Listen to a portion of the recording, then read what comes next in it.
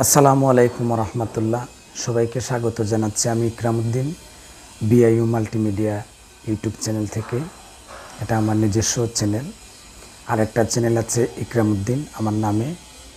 আপনারা যদি আমার এই চ্যানেলে নতুন হয়ে থাকেন অবশ্যই আপনাকে বলবো আমার চ্যানেলটি সাবস্ক্রাইব করবেন এবং ভিডিওটি টেনে টেনে দেখবেন না, সারা ভিডিওটি অবশ্যই দেখবেন।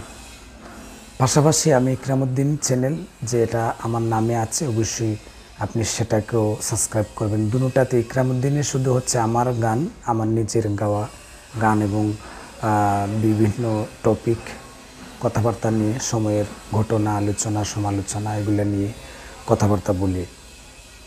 এবং বিআইইউ মাল্টিমিডিয়াতে মাঝে মাঝে আমার গান হয় এবং অন্যান্য শিল্পীদের গান দেওয়ার চেষ্টা করি। অবশ্যই আপনারা সাথে থাকবেন এবং চ্যানেলটি সাবস্ক্রাইব করবেন।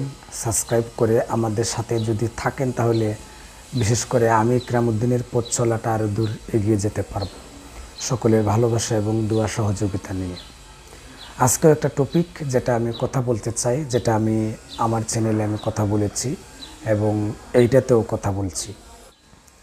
আজকের যে টপিকটা সেই আলোচিত সমালোচিত রিফাত হত্যা নিয়ে।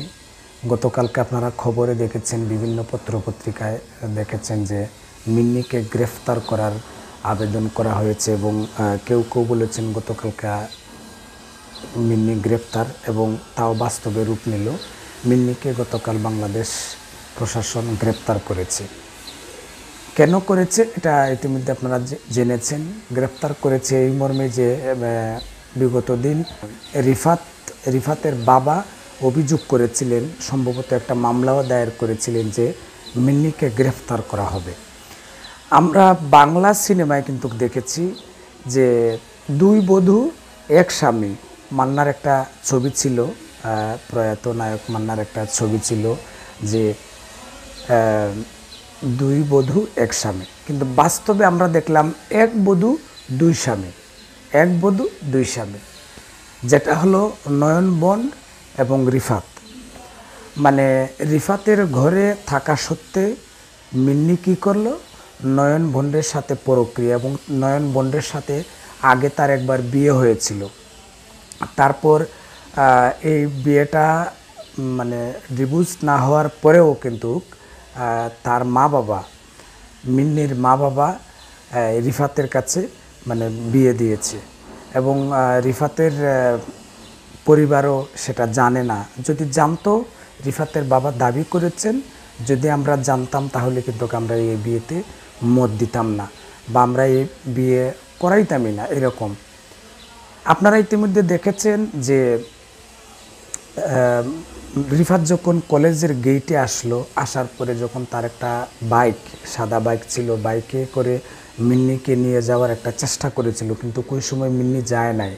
না যাওয়াতে যখন ব্যাক হলো কলেজের দিকে, আবার যখন যাওয়াটা আবার যাবে না, কিন্তু ঠিক তখনই ওই সময়টাতেই কিন্তু যে মিন্নি এবং রিফাতকে রিফাত ফরাজি নামের যে আসামি ছিল এই হত্যাকাণ্ডের 2 নম্বর আসামি, সে কিন্তু তার দলবল নিয়ে নয়ন বন্ডের কাছে নিয়ে যাচ্ছিল। এই সময় আপনারা দেখেছেন সিসি ক্যামেরার ভিডিও ফুটেজে যে এই সময় আপনারা লক্ষ্য করেছেন যে পিছন থেকে কিন্তু মিন্নির একদম মানে স্লোভাবে হাঁটা, তার কোনো মানে ইয়ে নেই। একটা ইয়ে আছে না যে আমার স্বামীকে নিয়ে যাচ্ছে একজন, স্ত্রীর স্বামীকে একজন নিয়ে যাচ্ছে, কিন্তু তার এভাবে মানে মনে হচ্ছে না যে অন্যজনকে ধরে নিয়ে যাচ্ছে। এরকম একটা ভিডিওতে আপনারা মানে বুঝতে পেরেছেন। আর বাস্তবে কিন্তু এটা রূপ ধারণ করলো কিভাবে, যে প্রথম অবস্থায় যখন মিন্নি চলে গেল, রিফাত যখন তারে নিয়ে যাচ্ছে, সন্ত্রাসীরা নিয়ে যাচ্ছে, তখন কিন্তু মিন্নির কোনো ধরনের কোনো প্রতিক্রিয়া এই ধরনের আমরা ভিডিও ফুটেজ আমরা পাই নাই বা দেশবাসী দেখে নাই, প্রশাসনও দেখে নাই। যার কারণে রিফাতের বাবা এটা ইনভেস্টিগেশন করেছেন, করার পরে একটা মামলা দায়ের করেছেন এবং একটা অভিযোগ দাখিল করেছেন, করার পরে গতকালকে মিন্নিকে গ্রেফতার করা হয়েছে। আর বাস্তবে কিন্তু তার যে সাক্ষাৎকারগুলি মিডিয়াতে, যে তার সাক্ষাৎকারগুলি, এই সাক্ষাৎকারগুলি অনেকটাই কিন্তু বিভ্রান্তিকর অবস্থা। এবং নয়নবন্ডের মায়ের যে সাক্ষাৎকার, তার মায়ের যে মিডিয়াতে কথাবার্তা উনি বললেন, একদমই সত্য। এবং এই ধরনের কথাবার্তা এবং হত্যাকাণ্ডের সাথে অনেকটাই কিন্তু মিল পাওয়া যায়। তার মারও দাবি আসলে তার ছেলেটা ভালো ছিল না, বিভিন্ন মাদকাসক্ত ছিল, বিভিন্ন মামলায় আসামি ছিল।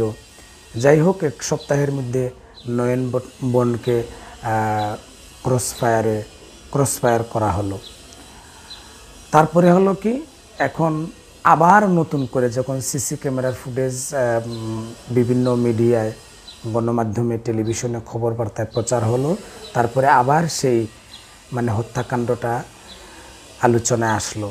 তো আমরা চাই আলোচনায় থাক, বিচারটা একদম শক্তভাবে হোক, যাতে করে সারা বিশ্বের মানুষ দেখে বুঝতে পারে যে এই রকম জঘন্যতম অপরাধ, এই রকম হত্যাকাণ্ড কোনো মানুষ, কোনো দেশ, কোনো জাতি কখনো এটা সাপোর্ট করে না, কেউ আশা করে না, কোনো সমাজও এটা আশা করে না। যার কারণে এই আসামিগুলিদেরকে এমনভাবে শাস্তি দেয়া হোক যাতে কোনো মানুষ, কোনো দেশ, কোনো জাতি যেটা আশা করে না, যাতে করে এমন ধরনের কোনো সন্ত্রাসী কাণ্ড বাংলাদেশের ভেতরে আর হইতে পারে না। এটা আমরা সবসময় যারা সুশীল সমাজের মানুষ আছি অবশ্যই আমরা এটা আশা করি বাংলাদেশ সরকারের কাছে এবং মাননীয় প্রধানমন্ত্রীর কাছে। তারপরে আপনারা দেখেছেন কিভাবে হলো, আমরা যেটা আমি ফিল্মের কথা বললাম, ফিল্মটা এরকমই হলো যে এক বধূ দুই স্বামী, ঘাতক নয়নবন খুন করলো রিফাতকে, হলো সে আসামি। তো তারপরে কি হলো, তাকেও কিন্তু ক্রসফায়ার করে মারা হলো। এমন জীবনের কি দরকার ছিল? কবি বলেছেন, এমন জীবন তুমি করিবে গঠন, মরিলে হাসিবে তুমি, কাঁদিবে ভুবন। তাহলে এটা আমরা অবশ্যই যারা আছি, আল্লাহ বলেছেন কুল্লু নাফসিন যায়কাতুল মাউত, সকল প্রাণীকে একদিন মৃত্যুর কূলে ঢলে পড়তে হবে। তাহলে এমন কুত্তা মরার দরকারটা কি ছিল? এমন হত্যাকাণ্ড কোনো সময়ও আমরা এটা আশা করি না। আমরা চাই যারা এখনও আছে, যারা এখন বর্তমানে আছে, তাদের কঠিন শাস্তি হোক, তাদের কঠিন একটা বিচার হোক এবং প্রকাশ্যে তাদেরকে জনসম্মুখে এভাবে তারা যেভাবে কুপিয়ে হত্যা করেছে তাদেরকে এভাবে মারা হোক। যার কারণে এখনও বিচার হয় নাই, যেহেতু নয়নবনকে ক্রসফায়ার করা হয়েছে, এটা তো দেশ এবং জাতি এবং সমাজ, তারপরে ওই এলাকার মানুষ অনেক খুশি হয়েছেন।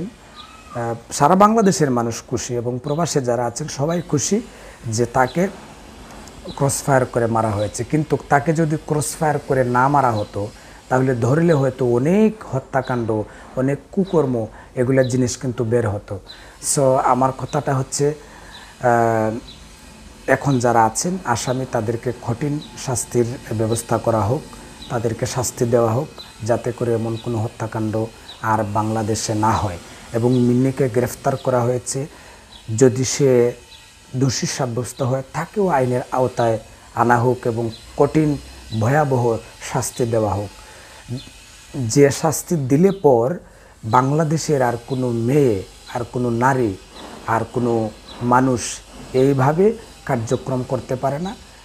যে কার্যক্রম করলে মায়ের কুল খালি হয় এবং সমাজের জন্য এবং দেশের জন্য, জাতির জন্য একটা হুমকি হয়ে দাঁড়ায়।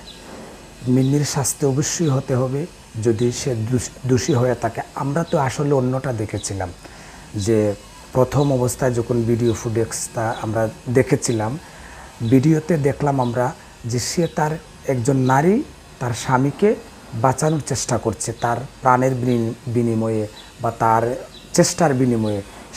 সেটা দেখে অবশ্যই আপনি বাহবা করবেন, আমরাও সেটা করেছি বা আমরাও তাকে ধন্যবাদ দিয়েছি।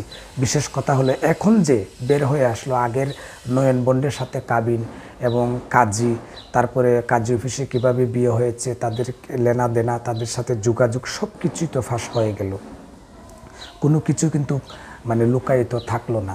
যার কারণে অবশ্যই মিন্নি অপরাধী, মিন্নি দোষী, এবং তাকে এখন বর্তমানে প্রথম আসামি করে এবং শাস্তির আওতায় আনা হোক, তাকে শাস্তি দেওয়া হোক, তাকে কঠিন শাস্তি দেওয়া হোক, যাতে আর কোনো নারী কোনো ছেলের সাথে কোনো চলনা করতে পারে না। এভাবে একজন স্বামী রেখে আরেকজন মানুষের সাথে, আরেকজন ছেলের সাথে পরক্রিয়া করতে পারে না, এবং আরেকজন স্বামীর ঘর থেকে পালিয়ে এসে বা লুকিয়ে এসে আরেকজনের কাছে বিয়ে বসা, আগেরটা সম্পর্ক বিচ্ছিন্ন না করে, এটা কোনো সময় শরীয়তে চায় না, বাংলাদেশের আইনেও চায় না। সো আমি বলবো সবাই মিলে আমরা একটাই দাবি তুলি যে মিন্নি যদি গ্রেপ্তার হয়ে থাকে বা তাকে গ্রেপ্তার দেখানো হয়েছে, তার কঠিন শাস্তি হোক, তাকে শাস্তির আওতায় আনা হোক, যাতে করে কোনো নারী এই ধরনের করতে পারে না। এই জায়গা থেকে আমাদেরকে বেরিয়ে আসতে হবে, এই জায়গা থেকে সমাজকে, দেশকে, আইনকে বেরিয়ে আসতে হবে এবং শক্তভাবে আইন করতে হবে, যাতে করে এমন ধরনের হত্যাকাণ্ড প্রকাশ্যে কাউকে কুপিয়ে হত্যা না করতে পারে। এবং সাথে সাথে অনুরোধ করব, আপনি, আমি সবাই সচেতন থাকতে হবে, যাতে করে আমাদের চোখের সামনে এই ধরনের কার্যক্রম বা কার্যকলাপ না হয়, এই ধরনের প্রকাশ্যে খুনাখুনি না হয়। আপনি হয়তো আপনার সামনে একটা ঘটনা ঘটছে, অবশ্যই আপনাকে প্রতিবাদ করতে হবে, অবশ্যই আপনাকে আরেকজনের সাহায্যে আসতে হবে, অবশ্যই আপনাকে, আমরা দেখেছি ভিডিওতে অনেক মানুষ এখানে ছিলেন, রিক্সা ছিল, রিক্সার ড্রাইভার ছিল, চাইলে কিন্তু সব মানুষগুলি এখানে হাল্লা দিতে পারতো ইচ্ছা করলে, যদি একজন শক্তভাবে কেউ, তবু একটা সিচুয়েশন এখানে থাকে বা কাজ করে। কারণ হলো, আপনি যদি থাকতেন তাহলে আপনার জায়গায় আপনার জায়গায় আমি থাকলে হয়তো কী করতাম সেটা আমি বুঝতে পারছি না। তবে হ্যাঁ, আমাদেরকে এখন থেকে সজাগ হতে হবে, আমাদের সাহস বাড়াতে হবে, আমাদেরকে সত্যের পথে থাকতে হবে। ধন্যবাদ সবাইকে যারা এত সময় আমার ভিডিওটি দেখলেন। অবশ্যই আমি অনুরোধ করবো আবারও, যদি আপনি নতুন হয়ে থাকেন বিআইইউ মাল্টিমিডিয়া চ্যানেলে, অবশ্যই চ্যানেলটি সাবস্ক্রাইব করবেন, বাউল গানের সাথেই থাকবেন, সত্য বাউল গানের সাথেই থাকবেন। এবং আমার নামে যে চ্যানেলটা আছে ইকরামউদ্দিন চ্যানেল, সেখানেও আপনারা যাবেন, সাবস্ক্রাইব করবেন। ধন্যবাদ সবাইকে। আসসালামু আলাইকুম ওয়া রাহমাতুল্লাহ।